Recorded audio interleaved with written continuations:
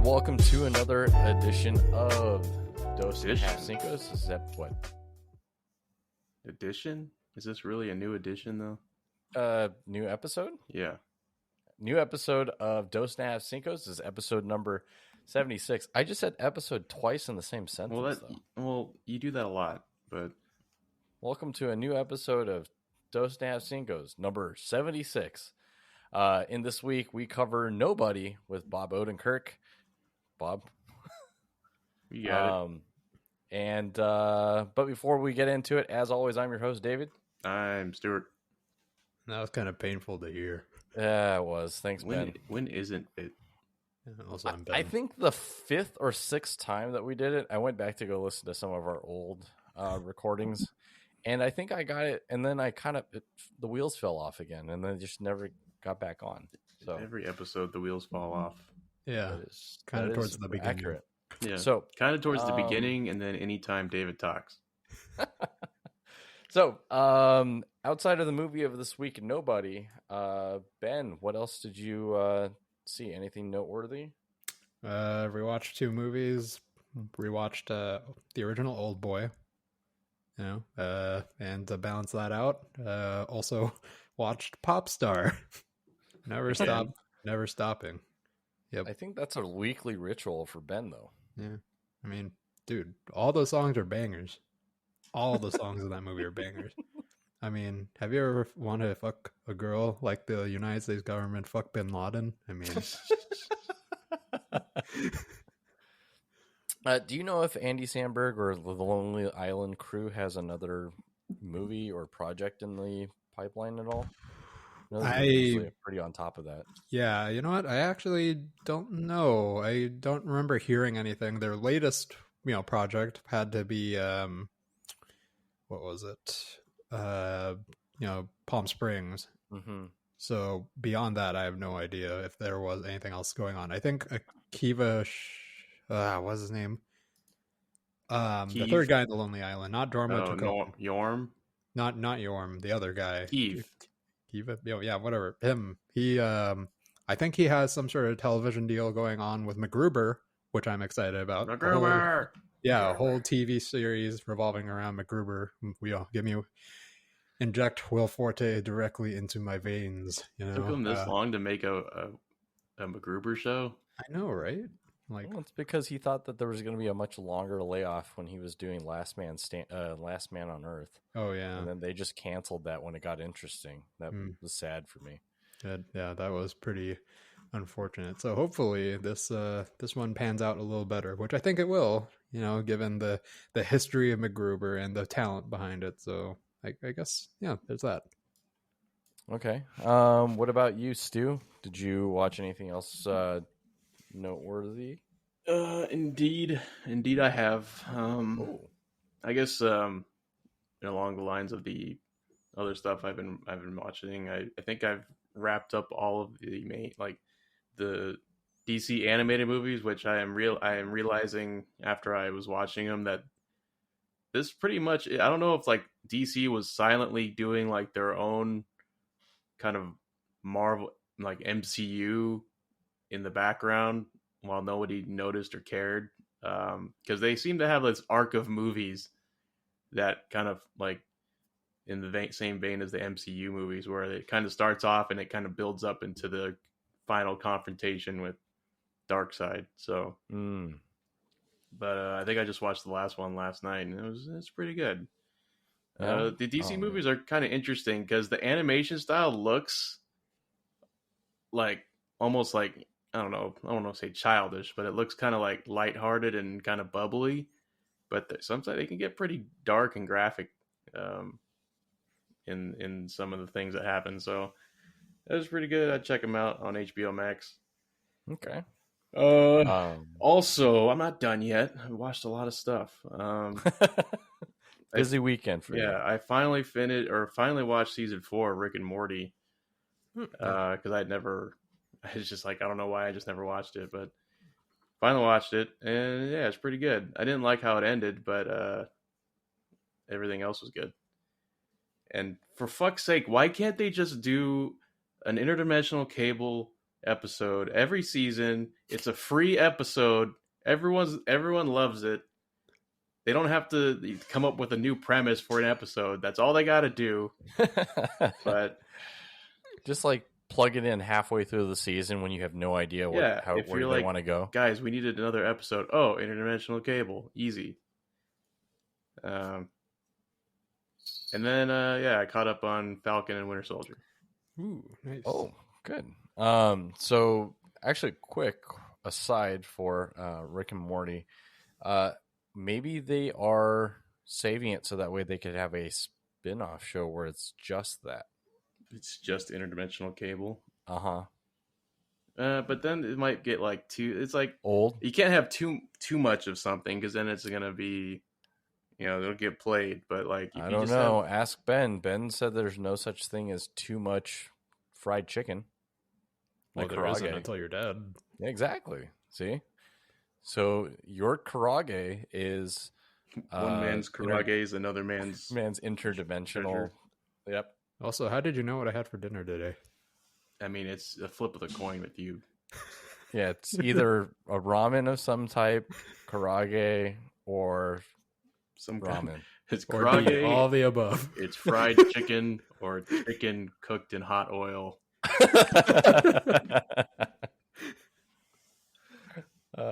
Okay, so I think we're all caught up on Falcon and Winter Soldier. Yes? Yeah. Oh, okay. Right? Yeah. Oh, excellent.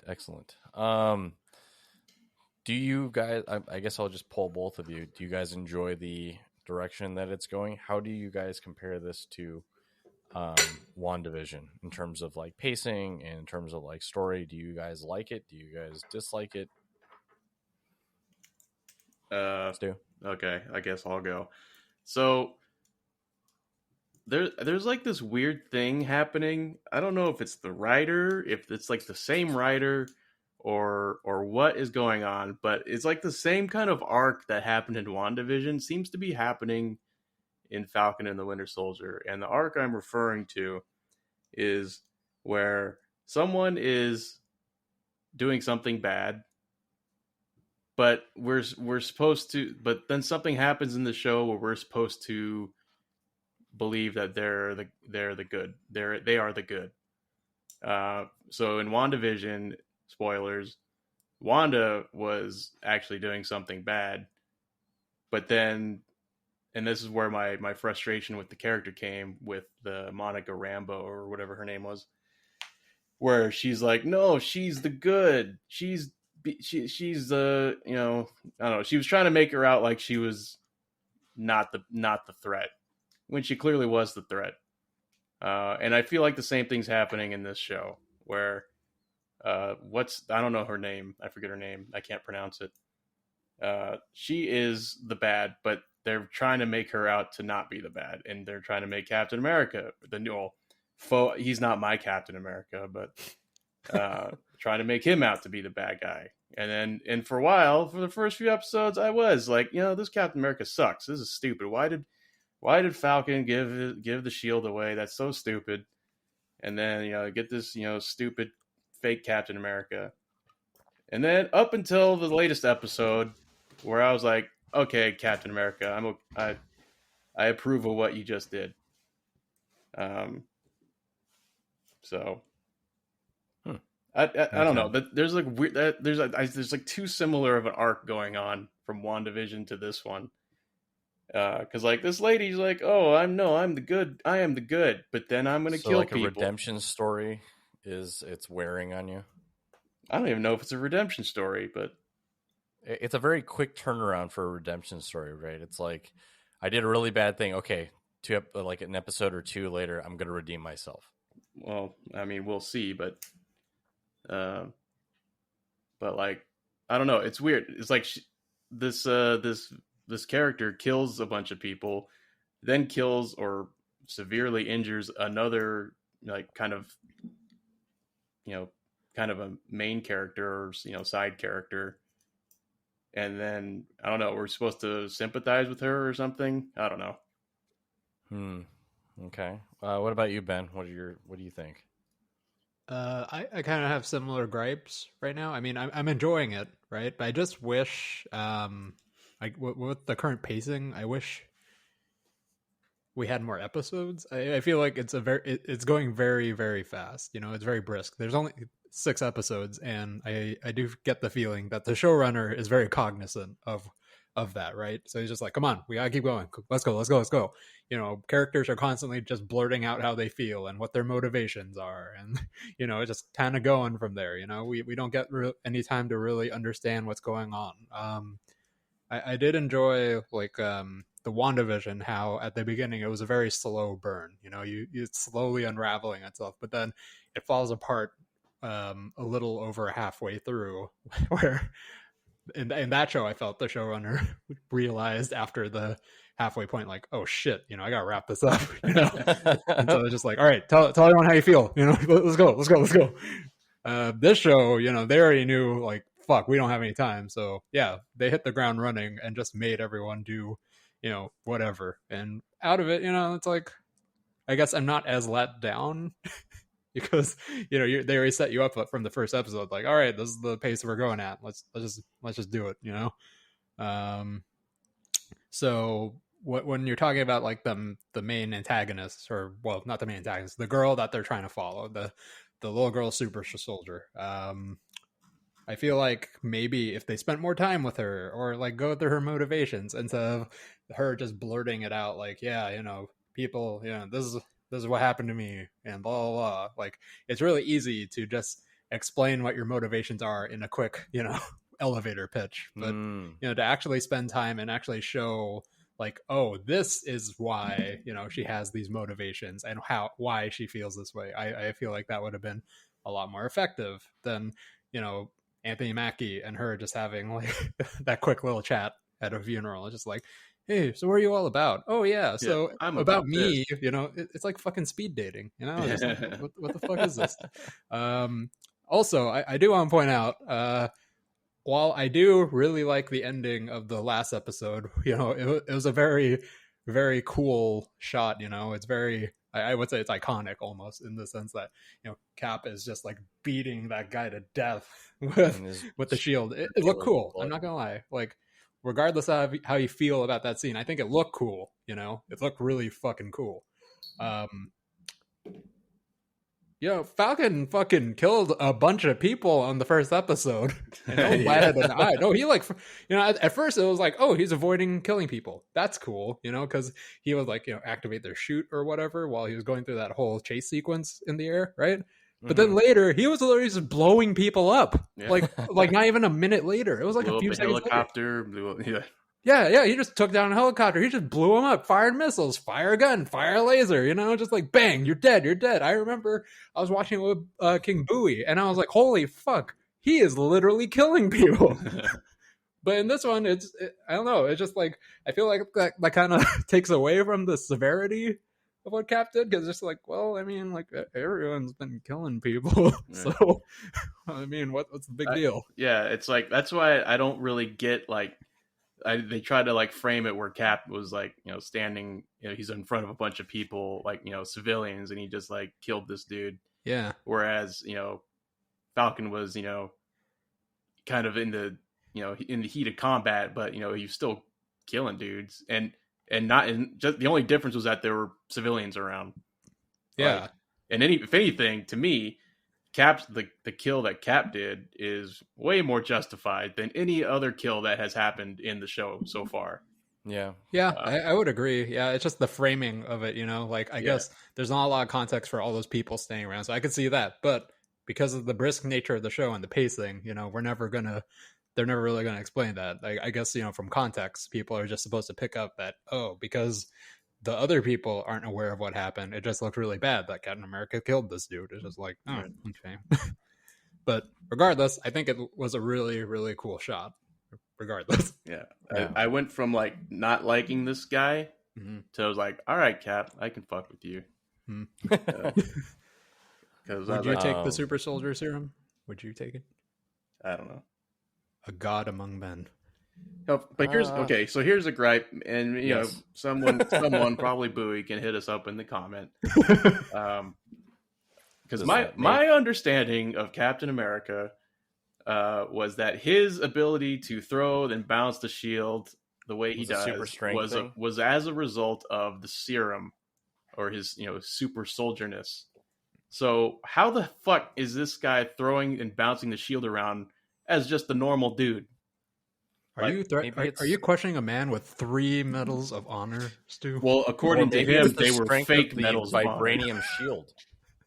Like I thought, my understanding, I could be wrong. I'm wrong often, but was that his ability, the serum gave him the ability to calculate exactly where to throw it to bounce it the way it needs to bounce, so it comes back to him. That was my understanding. But then this guy is just throwing the shield, and furthermore, how is it the U.S. government is just like, oh yeah, this new Captain America, he's not like Steve Rogers, but we're gonna put him in a shield and he'll have a buddy walk around in body armor, and he has ultimate jurisdiction over the entire globe. Apparently, well, I mean, Cap kind of already had that, but the fact that he's like, this guy's he's not a super soldier, he's just a regular dude playing costumes with the vibranium shield. That's Battlestar to you. So how does this kind of play into... I kept hearing over and over again that the new Captain America is actually supposed to be Agent America or something. U.S. agent? U.S. agent. Asian American? Yeah, no, Asian. Yeah. US Asian American. Finally. Now there's a superhero I can get behind. Agent Asian America. So is this guy supposed to be U.S. agent? Yeah, John Walker is U.S. agent. Yes. So I don't know anything about this. I guess this is a fact check moment. But how does he go from Captain America to then U.S. agent? There's been storylines where essentially he tries to take up the mantle of Captain America, but he couldn't, and he defaults into U.S. agent essentially. Oh, so we're gonna get an episode and a half, and then the last 5 minutes he goes, "I'm defaulting." You know what? Fuck to this. U.S. agent. Pretty much. That's a silly name for a hero.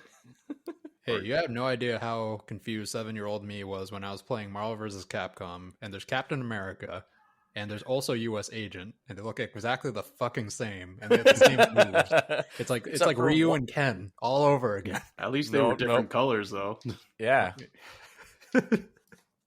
And Ken had like the triple, toss Punchy. or whatever.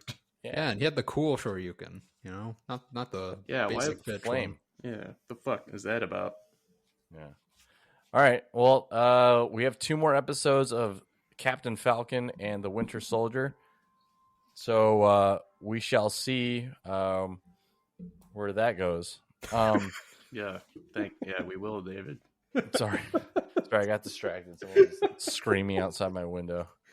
Screaming outside your window? There's kids that are running around, and there's a mom that's literally screaming. Well, that was your choice, David. When you decide to have kids, you don't just fucking pop one out and just say, "All right, son, you're a disappointment. Get the fuck out of my face."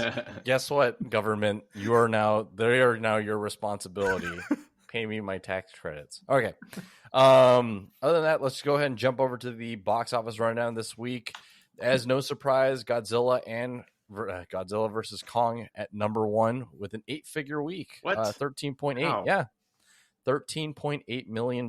So far in the last 2 weeks, it's grossed $70 million in the U.S. Number 2 in the box office, Nobody, the movie of the week this week, with $2.6 million. That's such a huge delta.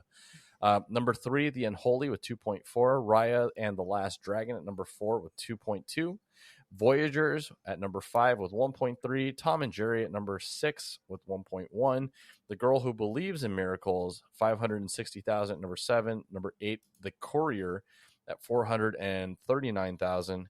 Chaos Walking, 273. And then number 10, The Croods, A New Age, 243,000. If you're curious at all, probably not. Wonder Woman 1984 is at number 13, and over 16 weeks, it only grossed $46 million. Guys, thoughts, questions, comments, concerns? So surprises. What? So this is kind of a spoiler for Godzilla vs. Kong, but I finally realized why it's called Godzilla vs. Kong. Is it because it's alphabetical order? No. It's because it wasn't Godzilla versus King Kong. It was Godzilla versus Hong Kong. Oh.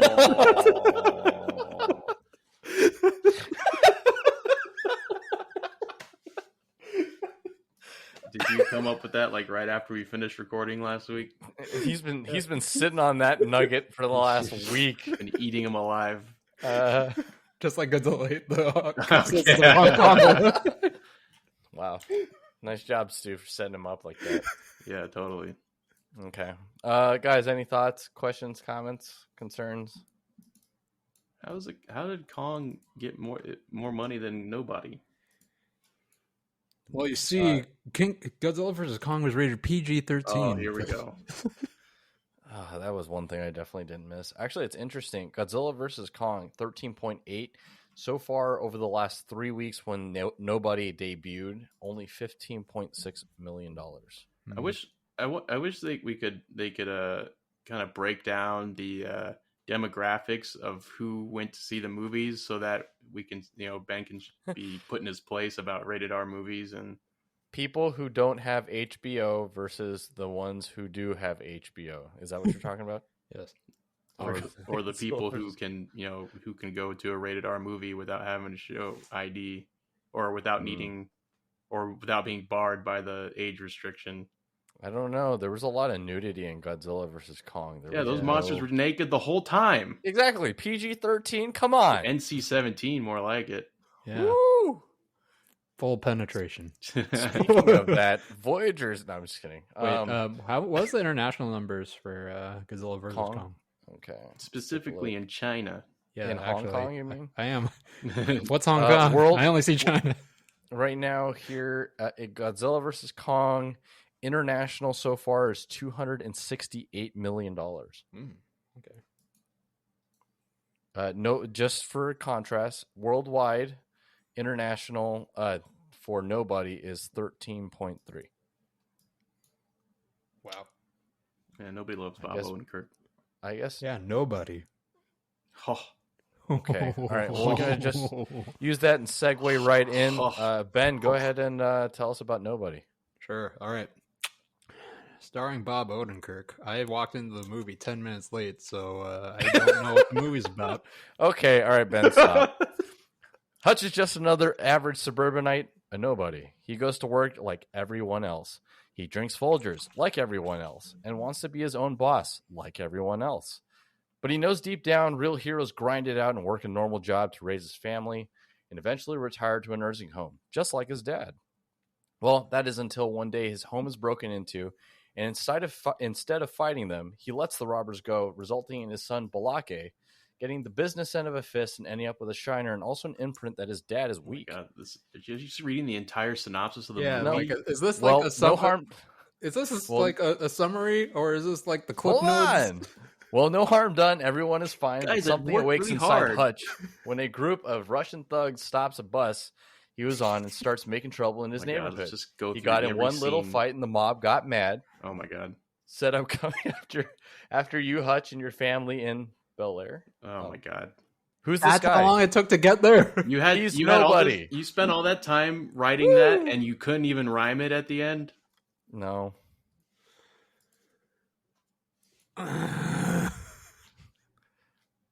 Yes. I feel like I've seen the whole movie now through David's eyes. No, I don't even need to watch it. I didn't even have to see the first 10 minutes. I got a very vivid You're welcome for it.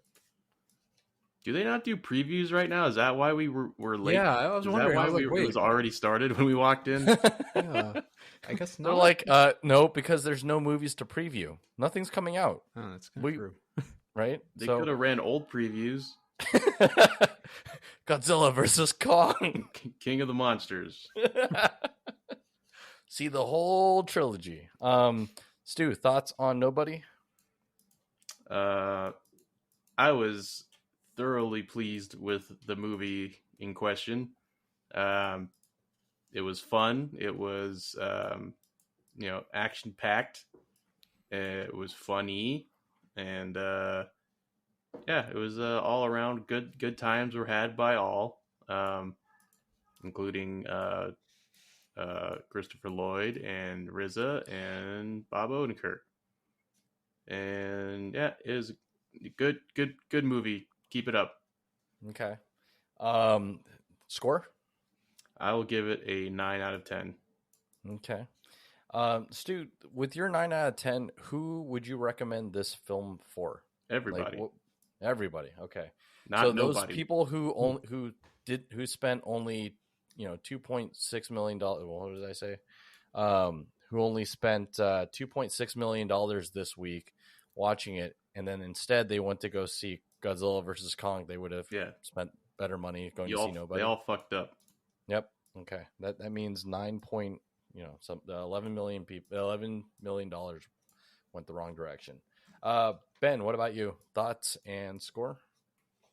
I didn't really have like too high of an expectation going into this movie. I thought, it's a first movie going back into the into theaters, so we'll see what happens. I was pleasantly surprised by what I watched. I definitely did not expect it to be as enjoyable as it was, especially like with the action sequences, Bob Odenkirk's charisma kind of carrying the movie. Usually we get a very outspoken, like a very jokey Bob Odenkirk. He's always very very vocal and always dropping one-liners and very cynical. But in this movie, he's very reserved, kept to himself. But he gives off that aura, that charisma that you don't want to fuck with him, even when he's being very coy and very shy. My only complaint with the movie is that I thought it was personally a little too short. When we got out of the movie, I was like, holy fuck, it's only been like an hour and 30 or even less. Yeah, because we showed up late, so it was like an hour and 15. Yeah, I know.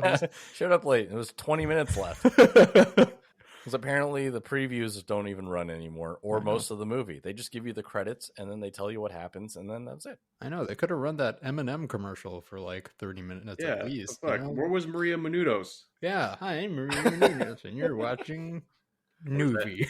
Is that Regal that does that? Oh, well, fuck me. I don't know. What happened to the Regal shorts that you guys always love to talk about? The one sponsored by Coca-Cola. We saw it at AMC. Man, once upon a time. Or no, we saw it at Krikorian, so they don't even have either of those. Yeah. Whoa. Man, what a world we live in now. Ben, score? 8 out of 10. Solid 8 out of 10. Okay. I'm in the same vein. It was a little bit unexpected for me. I thought it was going to be very,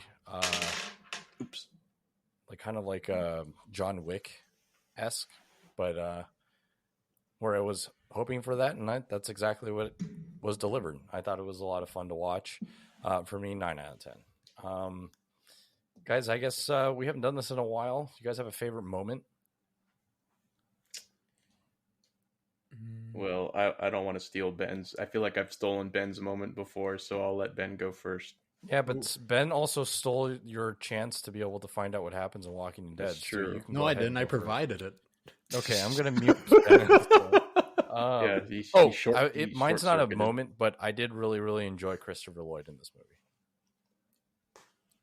Okay, that's like the easy answer, low-hanging fruit. Everyone enjoyed Christopher Lloyd. So good. I did not know that he was in the movie at all. And Me neither. Yeah. Yeah, so not low-hanging fruit. Spoiler alert. Stu? Well, I'll choose this one because I have a feeling I know what Ben's going to choose, and I don't want him to have a little temper tantrum and stamp his little feetsies. My favorite moment was when he. Well, actually, it's funny because my favorite moment also it ties in to the reason why I docked at a point. So my favorite moment was when he was telling a story about how he went to go, assassinate this guy. Who he became. And he the guy's on his knees and he's trying to tell the story. He's like, and I had a suppressed Walther PPK to the back of his head. But then he's like, oh wait, and he's like forgot what he had, and it like the scene like rewinds and it shows him standing there with a different gun. I like that. I'll say that was my favorite moment. However, this is also the gun model wrong? This is also where they dock at a point, because he's clearly saying he had a USP 45 suppressed USP 45 at the back of his head when it clearly was a 9mm USP. So I was like, come on, guys. Should have docked him 9 points for that. On. Boy, I hope someone got fired for that blunder. Yeah. So that was Ben's favorite moment? Ben, no, how are you going to top that? I don't know. All right, Ben, favorite moment. A lot of my favorite moments from this movie came from the fact that I came into this movie under a completely different pretense. I literally thought that the movie was about Bob Odenkirk being a nobody and which is the stupidest thing I've ever heard anyone say. Well, I don't know. It's just like him being a nobody and then him training up, it's like after he got robbed once and then going after those people, So basically that the movie with Jennifer Lopez when she Oh, yeah. Hustler? It's been done before. Yeah. No, Selena. Who's that? Oh my God. Bloody, did you hear that? Ben doesn't know who Selena is. My favorite. So one of my favorite. The movie that Stu is referring to is Enough. Enough what? That was the name of the movie. What? For Jennifer Lopez? What movie? What? Enough. Enough what? She's had enough. Who? Of what? Yo, tight ass. I don't know. What? Wow, that was a bit racist. Ben, finish. Oh, I'm gonna finish, and I'm also gonna tell you my favorite point in the movie. So because of that, I think my favorite point in the movie was actually with Christopher Lloyd, because I honestly just assumed it was just old ass Christopher Lloyd just sitting there being retired and just sitting in a nursing home. But when Bob Odenkirk tells Dad, be careful and everything, I still was being an idiot, and I was like, oh man, poor Christopher Lloyd. I hope he doesn't get killed. What a stupid. They basically beat you over the head with that. That he's a badass. Damn, that was Like, satisfying. oh gee, I hope he's gonna be okay. And I'm glad he was. I have a question. So, what Christopher Lloyd did with the gun that was in his face, is that possible, or is that like how it would actually work if you stop the hammer? If you stick your hand or anything in between the hammer and the slide, it will not fire. Yep, that was my favorite moment. Wow, you just said your favorite moment was Christopher Lloyd. Yeah, that was a Christopher Lloyd moment. That's true. Okay, fine. I liked anytime Christopher Lloyd was on screen. Actually, he was great anytime he was on screen. How is that wrong? It's not. Yeah. Okay. only because it's you. That's fine. Yeah. It's already gotten to that point anyways. Yeah, but that was awesome. Guys, any other thoughts before we go ahead and wrap this one up? I think that was just an all around good time. It was nice. I was pleasantly surprised because I was worried about Bob Odenkirk in an action role, but it was done very tastefully. Yeah, I would not mind seeing another expansion on this storyline. I wouldn't mind seeing Bob Odenkirk in this role again. He'd make a really great lawyer. Okay. A really shady lawyer, a really sleazy one. No, not a sleazy one. A really good one. It has a biblical name of some sort, like Moses. Jimmy. Better call Moses, I think. Better call Jimmy. Okay. All right, guys. We'll wrap this one up. Guys, movie for next week. Thoughts? I don't know. I was reading the description. I wouldn't be against that. The something Earth in the Earth movie. Although Ben sounded like, oh, the director is a poopy face. So I mean, I don't know. That's fine. We really as long don't. as he didn't direct Annihilation, I'm good. Oh man, let me tell you about Alex Garland. So, okay, all right. There's no All right, time for that. I'm rapid agreeing gun. with Stu on this. We're gonna watch In Earth. Is that what it's called? In the Earth. In the Earth. In the Earth. Yes. Yes, In the Earth. Okay. Essentially, the subplot is as the world searches for a cure to a devastating virus. We don't need to pad this episode, David. No? Okay. All right. Thanks, everybody, for hanging out with us. As always, I've been your host, David. Stuart. I'm Dan.